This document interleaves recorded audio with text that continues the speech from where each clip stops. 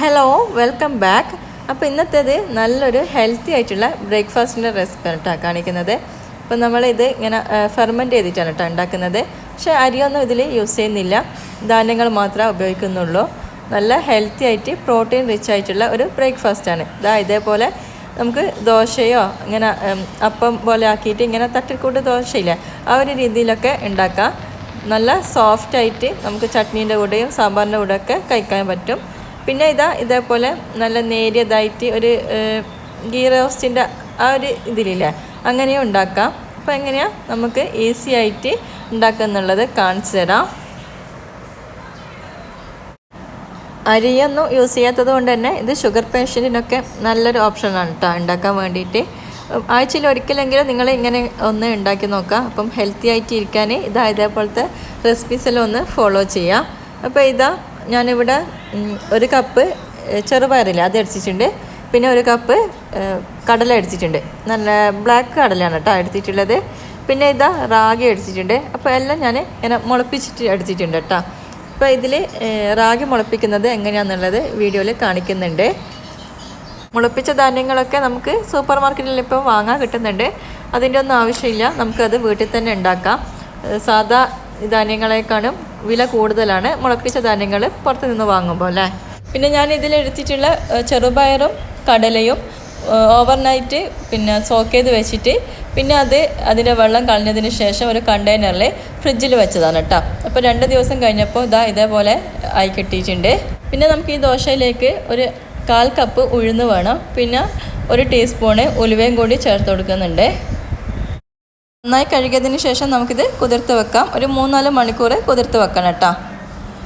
മുളപ്പിച്ച ധാന്യങ്ങളെല്ലാം ഞാൻ ഫ്രിഡ്ജിലാണ് കേട്ടോ സൂക്ഷിച്ചത്.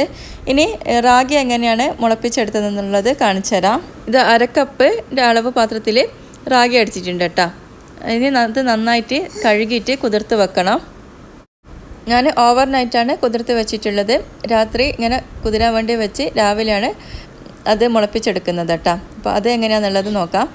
രാവിലെ ആയപ്പം ഞാനൊരു അരിപ്പയിലേക്ക് ഒരു തുണി വെച്ച് കൊടുക്കുന്നുണ്ട്. അപ്പോൾ നല്ല വൃത്തിയുള്ള കിച്ചൺ ടവല് വെച്ച് കൊടുക്കാം. നമ്മൾ കുതിർത്ത് വെച്ചിട്ടുള്ള റാഗിയില്ലേ അത് അതിൻ്റെ മുകളിലായിട്ട് ഇട്ട് കൊടുക്കാം കേട്ടോ. അപ്പം ആ വെള്ളം ഫുള്ളായിട്ടും അരിപ്പയിലൂടെ അരിച്ചെടുക്കണം. പിന്നെ അരിപ്പ വെക്കേണ്ട ആവശ്യമൊന്നുമില്ല, തുണിയിലോട്ട് അരിച്ചെടുത്താൽ മതി. അപ്പോൾ ഞാൻ ഇങ്ങനെ ചെറിയ ടവലായതുകൊണ്ട് താഴെ വീഴുന്നതിനാണ് കേട്ടോ അരിപ്പ വെച്ച് കൊടുത്തിട്ടുള്ളത്. അപ്പോൾ ഫുള്ളായിട്ടും തുണിയിലേക്ക് മാറ്റിയിട്ടുണ്ട്. നന്നായി കഴുകി വൃത്തിയാക്കിയിട്ട് വേണം കേട്ടോ റാഗി എടുക്കാൻ വേണ്ടിയിട്ട്. പിന്നെ നമ്മളങ്ങനെ കഴുകുന്നൊന്നുമില്ല. ഇനി ഞാനതൊരു കണ്ടെയ്നറിലേക്ക് മാറ്റുന്നുണ്ട്. അപ്പം ഏതെങ്കിലും ഒരു പാത്രത്തിലേക്ക് മാറ്റാം. ഒരു അടപ്പുള്ള പാത്രത്തിൽ മാറ്റണം കേട്ടോ. കണ്ടെയ്നറിൽ ഒട്ടും തന്നെ വെള്ളമൊന്നുമില്ല. ഇനി നമ്മൾ ആ റാഗി നന്നായിട്ടൊന്ന് പൊതിഞ്ഞു കൊടുക്കുക. ഇനി അതിൻ്റെ മുകളിലായിട്ട് ഞാൻ കുറച്ച് വെള്ളം ഇങ്ങനെ ആക്കി കൊടുക്കുന്നുണ്ട്. അധികം വെള്ളം ആകണ്ട കേട്ടോ, കുറച്ചൊന്നിങ്ങനെ തെളിച്ചെടുത്താൽ മതി. ഇനി നമുക്ക് കണ്ടെയ്നർ അടച്ചു വെക്കാം. അപ്പോൾ ഞാൻ ഒറ്റൊരു ദിവസം ഇങ്ങനെ കണ്ടെയ്നർ അടച്ചിട്ട് പുറത്ത് വെക്കുന്നുണ്ട് കേട്ടോ. ഫ്രിഡ്ജിലല്ല വെക്കുന്നത്, പുറത്താണ്. പിന്നെ ഒരു ദിവസം ഫ്രിഡ്ജിൽ വെച്ചിട്ടുണ്ട്. അപ്പോൾ ടോട്ടൽ 2 ദിവസമായിട്ടാണ് വെച്ചിട്ടുള്ളത്. ഒരു ദിവസം ഫ്രിഡ്ജിന് പുറത്തും ഒരു ദിവസം ഫ്രിഡ്ജിന് ഉള്ളിലായിട്ടും വെച്ചിട്ടുണ്ട് കേട്ടോ. 2-3 ദിവസമൊക്കെ പുറത്ത് വെച്ചാൽ അതിൽ ഫംഗസ് വരാൻ സാധ്യതയുണ്ട് കേട്ടോ. പിന്നെ രാത്രി എടുത്ത് നോക്കിയപ്പോൾ ഇതേപോലെ കിട്ടിയിട്ടുണ്ട് കേട്ടോ. നമ്മൾ റാഗിയൊക്കെ നന്നായിട്ട് ഇങ്ങനെ മുളച്ച് വന്നിട്ടുണ്ട്. കണ്ടെയ്നറിൽ ഒട്ടും തന്നെ വെള്ളമില്ല. പക്ഷെ നമ്മുടെ ഈ ടവൽ ഒരു നനവ് വേണം കേട്ടോ, എന്നാലാണ് നമുക്ക് കറക്റ്റായിട്ട് മുളച്ച് കിട്ടുള്ളൂ. അധികം വെള്ളം ആയി പോകാനും പാടില്ല. പിന്നെ ഫംഗസ് എല്ലാം വരാനുള്ള സാധ്യതയുണ്ട്, അത് വളരെ ശ്രദ്ധിക്കണം. അപ്പോൾ നമുക്കിതൊന്ന് തുറന്നു നോക്കാം. റാഗിയൊക്കെ നന്നായിട്ട് ഇങ്ങനെ മുളച്ച് വന്നിട്ടുണ്ട്. അപ്പം ഇതാണ് ഞാൻ ആ ദോശയിൽ അടിച്ചിട്ടുള്ള റാഗി. അപ്പം ഞാനിത് 1/2 കപ്പ് അടിച്ചിട്ടുണ്ട്. പക്ഷേങ്കിൽ ഫുള്ളായിട്ടും ഈ ദോശയിലേക്ക് അടിച്ചിട്ടില്ല കേട്ടോ, ബാക്കി ഞാൻ ഫ്രിഡ്ജിൽ വെച്ചിട്ടുണ്ട്. ഇനി നമുക്കിതൊന്ന് അരച്ചെടുക്കാം. ആദ്യം തന്നെ റാഗി അരച്ചെടുക്കാം. അപ്പോൾ ആ ഒരു കപ്പ് എത്രയാണെന്നുള്ളത് ഞാൻ അളവ് പാത്രത്തിൽ കാണിച്ചു തരാം കേട്ടോ. 1/2 കപ്പിൻ്റെ അളവ് കപ്പാണ്, അതിൽ 1/2 കപ്പ് അടിച്ചിട്ടുണ്ട്. അപ്പോൾ ഇത് കുതിർന്നതിന് ശേഷമാണ് കേട്ടോ 1/2 കപ്പ്. അപ്പോൾ 1/2 കപ്പും പിന്നെ 1/2 കപ്പിൽ പകുതിയായിട്ട് അതുകൊണ്ട് അപ്പോൾ ഈ ഒരു അളവാണ് കേട്ടോ വേണ്ടത്. അപ്പം അളവ് പ്രശ്നമില്ല, നിങ്ങൾ ഏതിലാണോ എടുത്തത് ആ ഒരു ഇതിൽ തന്നെ ഫുള്ളായിട്ടും അളന്നെടുത്താൽ മതി. അപ്പം കൺഫ്യൂഷൻ വേണ്ടെന്ന് വിചാരിച്ചിട്ട് പറഞ്ഞിരുന്നതാണ് കേട്ടോ. പിന്നെ 1/4 കപ്പ് വെള്ളം കൂടി ഒഴിച്ചിട്ട് നന്നായിട്ട് അരച്ചെടുത്തിട്ടുണ്ട്. നല്ല ഫൈനായിട്ട് അരച്ചെടുക്കണം.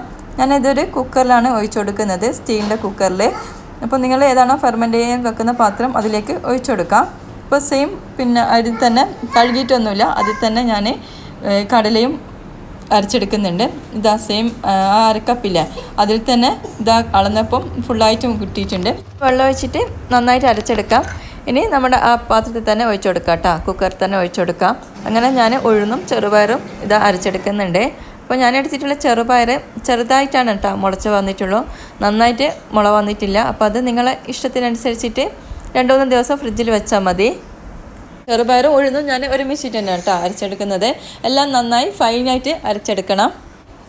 അധികം വെള്ളം ഒഴിക്കരുത്, കുറച്ച് മാത്രം വെള്ളം ഒഴിച്ചിട്ട് വേണം അരച്ചെടുക്കാൻ വേണ്ടിയിട്ട്. പിന്നെ ഇതിൽ നമ്മൾ ചോറോ അവിലോ ബേക്കിംഗ് സോഡയോ ഈസ്റ്റോ ഒന്നും തന്നെ ചേർക്കുന്നില്ല. പിന്നെ ഇതാ കുറച്ച് വെള്ളം ഒഴിച്ചു കൊടുക്കുന്നുണ്ട്. മിക്സി കഴുകിയിട്ടുള്ള ആ വെള്ളമില്ല, അതാണ് കേട്ടോ ഒഴിച്ചു കൊടുക്കുന്നത്. ഇനിയിപ്പം നിങ്ങൾക്ക് മിക്സിയൊക്കെ നന്നായിട്ട് ചൂടാകുന്ന ഒരു ടൈപ്പാണെങ്കിൽ അതിൽ തണുത്ത വെള്ളം ഉപയോഗിച്ചിട്ട് വേണം അരച്ചെടുക്കാൻ വേണ്ടിയിട്ട്. അപ്പം ഇത് ഞാൻ ഈ ധാന്യങ്ങളെല്ലാം ഫ്രിഡ്ജിൽ വെച്ചത് കൊണ്ട് തന്നെ എല്ലാം നല്ല തണുപ്പുണ്ടായിരുന്നു കേട്ടോ. അപ്പം നമുക്കത് നന്നായിട്ട് ഫെർമെൻറ്റ് ചെയ്യാനും സഹായിക്കുന്നുണ്ട്. അപ്പോൾ ഇതാ നന്നായിട്ട് ഇതാ ഒരു കയ്യിൽ വെച്ചിട്ട് ഇളക്കി കൊടുക്കാം. ഇനി ആവശ്യത്തിനുള്ള ഉപ്പിട്ട് കൊടുക്കാം. ഇതാ ഉപ്പെല്ലാം നന്നായിട്ടൊന്ന് ഇളക്കി കൊടുക്കാം. ഇനി കൈ ഉപയോഗിച്ചിട്ട് തന്നെ നമുക്കിത് നന്നായിട്ടൊന്ന് മിക്സ് ചെയ്തെടുക്കണം. ഈ ഒരു ലൂസിലാണ് നമുക്ക് ദോശമാവ് വേണ്ടത്. നമ്മൾ സാധാ ഉഴുന്ന ദോശ ഉണ്ടാക്കുന്ന ആ ഒരു മാവില്ലേ അതുപോലെ തന്നെയാണ് കേട്ടോ വേണ്ടത്. ഇനി നമുക്കത് ഓവർനൈറ്റ് ഞാൻ ഫെർമെൻറ്റ് ചെയ്യാൻ വേണ്ടിയിട്ട് വെക്കുന്നുണ്ട്. രാത്രി ഇത് അരച്ചിട്ടിട്ട് രാവിലെയാണ് കേട്ടോ ദോശ ഉണ്ടാക്കുന്നത്. അപ്പോൾ കുക്കറിൽ സ്റ്റീലിൻ്റെ കുക്കർ ഉണ്ടെങ്കിൽ അതിൽ ഫെർമെൻറ്റ് ചെയ്യാൻ വെക്കാം. അപ്പോൾ സ്റ്റീൽ പാത്രത്തിൽ തന്നെ നിങ്ങൾ ഫെർമെൻറ്റ് ചെയ്യാൻ വേണ്ടിയിട്ട് വെക്കാം കേട്ടോ, അലൂമിനിയം ഒന്നും അങ്ങനെ യൂസ് ചെയ്യണ്ട. അപ്പോൾ ഇതാ രാവിലെ ആയപ്പം നന്നായിട്ട് പൊങ്ങി വന്നിട്ടുണ്ട്. ഇതാ നന്നായിട്ട് പൊങ്ങി വന്നിട്ടുണ്ട് കേട്ടോ. അപ്പോൾ നിങ്ങൾക്ക് കാണുമ്പോൾ തന്നെ മനസ്സിലാവുന്നുണ്ടാവും, ഇതാ നല്ല സോപ്പ് പത പോലെ ആയിട്ടുണ്ട് കേട്ടോ. ഇനി നമുക്കിത് നന്നായിട്ടൊന്ന് ഇളക്കി കൊടുക്കാം. എല്ലാം ഇങ്ങനെ മിക്സാക്കിയിട്ട് എടുക്കുന്നുണ്ട്. അപ്പം നിങ്ങൾ ഈ രീതിയിൽ ഇതുവരെ ദോശ ചുട്ടിട്ടില്ലെങ്കിൽ ഒന്ന് ആക്കി വെക്കുക കേട്ടോ, കുട്ടികൾക്കൊക്കെ നന്നായിട്ട് ഇഷ്ടമാവും. ഈ ചെറുപയറും കടലെല്ലാം കഴിക്കാൻ ഭയങ്കര മടിയല്ലേ, അപ്പം അതിലുള്ള വിറ്റാമിൻസ് എല്ലാം കിട്ടാൻ വേണ്ടിയിട്ട് ഇതേപോലെ എല്ലാം ഒന്ന് ആക്കി കൊടുത്താൽ അവർ നന്നായിട്ട് കഴിച്ചു പോകും. നല്ലൊരു സാമ്പാറോ അല്ലെങ്കിൽ ഒരു ചട്നിയോ ഉണ്ടായാൽ മതി. ഇതാ ദോശ ചുടാനായിട്ട് ഒരു പാൻ വെച്ചിട്ടുണ്ട്. ചൂടായി കഴിഞ്ഞാൽ നമുക്കതിലേക്ക് ഒഴിച്ചു കൊടുക്കാം. ഇനിയൊരു തവി വെച്ചിട്ട് മാവൊന്ന് ചുറ്റിച്ചു കൊടുക്കാം. അധികം ഇങ്ങനെ ചുറ്റിക്കുന്നില്ല കേട്ടോ. ഈ രീതിയിലാണ് ഞാൻ ദോശ ഉണ്ടാക്കുന്നത്. ദോശ നല്ല ഹോൾസെല്ലായിട്ട് വരുന്നുണ്ട് കേട്ടോ. അപ്പോൾ മാവ് ഞാൻ വീണ്ടും ലൂസൊന്നും ആക്കിയിട്ടില്ല, ആ ഒരു കൺസിസ്റ്റൻസിയിലാണ് ദോശമാവ് ഇടിച്ചിട്ടുള്ളത്. അപ്പോൾ നിങ്ങൾക്ക് ആ പാനിലേക്ക് ഒഴിക്കുമ്പോൾ മനസ്സിലായിട്ടുണ്ടാവും അതിൻ്റെ കൺസിസ്റ്റൻസി. ഇതാ പാനിൽ നിന്നെല്ലാം നന്നായിട്ട് ഇങ്ങനെ വിട്ട് കിട്ടുന്നുണ്ട്, ഒട്ടിപ്പിടിക്കുന്നൊന്നുമില്ല കേട്ടോ. നല്ല പെർഫെക്റ്റ് ആയിട്ടുള്ള ബാറ്റർ തന്നെയാണ്. അപ്പം ഇതിൻ്റെ മേലെയായിട്ട് നിങ്ങൾക്ക് വേണമെങ്കിൽ നെയ്യോ ഗീയോ ഒക്കെ തടവി കൊടുക്കാം. അപ്പോൾ ഞാനിതിൽ ഒന്നും ഓയിൽ യൂസ് ചെയ്യുന്നില്ല. അപ്പോൾ ഇതാ ഒന്ന് മറിച്ചിട്ട് കൊടുക്കുന്നുണ്ട്. നമ്മൾ സാധാ ഉണ്ടാക്കുന്ന ഉഴുന്ന ദോശനേക്കാളും കുറച്ച് കുക്കിംഗ് ടൈം കൂടുതലായിട്ടാണ് എനിക്ക് തോന്നിയിട്ടുള്ളത്. അപ്പോൾ ഒന്ന് അപ്പുറം ഇപ്പുറം ഒന്ന് മറിച്ചിട്ട് കൊടുത്തിട്ട് വേവിച്ചിട്ടെടുക്കുന്നുണ്ട് കേട്ടോ. ഇതാ പാനിൽ നിന്ന് ഒരു പ്ലേറ്റിലേക്ക് മാറ്റുന്നുണ്ട്. അപ്പം ഇതാ ഇവിടെ ദോശ റെഡി ആയിട്ടുണ്ട് കേട്ടോ. ഇനിയിപ്പം നിങ്ങൾക്ക് ഈ ഒരു ദോശയെല്ലാം നല്ല ഒരു ക്രിസ്പി ആയിട്ടുള്ള ദോശ വേണമെങ്കിൽ കുറച്ചൊന്ന് ഇതേപോലെ ആക്കിയിട്ട് സെയിം ആ ഒരു കൺസിസ്റ്റൻസിയിലാണ് കേട്ടോ ഒഴിച്ചു കൊടുക്കുന്നത്, ലൂസൊന്നും ആക്കിയിട്ടില്ല. ഇതേപോലെ ഒന്ന് ഇങ്ങനെ ചുറ്റിച്ചു കൊടുത്താൽ മതി. ഗീയൊന്നും തടവി കൊടുക്കുന്നില്ല കേട്ടോ ഞാൻ. അപ്പം നിങ്ങൾക്ക് വേണമെങ്കിൽ ബട്ടറോ ഗീയെല്ലാം ഒന്ന് തടവി കൊടുക്കാം നിങ്ങളുടെ ടേസ്റ്റിനനുസരിച്ചിട്ട്. ഇവിടെ ഈ ദോശയും ഇവിടെ റെഡി ആയിട്ടുണ്ട്. അപ്പം ഇത് നല്ല ടേസ്റ്റിയാണ് കേട്ടോ. റെഡിയാക്കിയിട്ടുള്ള ബാറ്റർ മുഴുവനായിട്ടും ഈ 2 രീതിയിൽ ദോശ ആക്കിയിട്ട് എടുക്കുന്നുണ്ട് കേട്ടോ. ഈ ഒരു രീതിയിലാക്കിയപ്പം നല്ല സോഫ്റ്റ് ആയിട്ടുള്ള ദോശ തന്നെ കിട്ടിയിട്ടുണ്ട്. നല്ല ഹോൾസ് എല്ലാം വന്നിട്ട് നല്ല സോഫ്റ്റ് ഉണ്ട് കേട്ടോ. ഈ ഒരു നല്ലൊരു ചട്നി മാത്രം മതി കേട്ടോ ഇതിൻ്റെ കൂടെ കഴിക്കാൻ. അപ്പം ഇത്രയേ ഉള്ളൂ ഇന്നത്തെ വീഡിയോ. അപ്പം നിങ്ങൾക്ക് എല്ലാവർക്കും ഇഷ്ടമായിട്ട് എന്ന് വിചാരിക്കുന്നു. അപ്പം ഇൻഷാ അല്ലാഹ് മറ്റൊരു വീഡിയോ ആയിട്ട് കാണാം. അസ്സലാമു അലൈക്കും.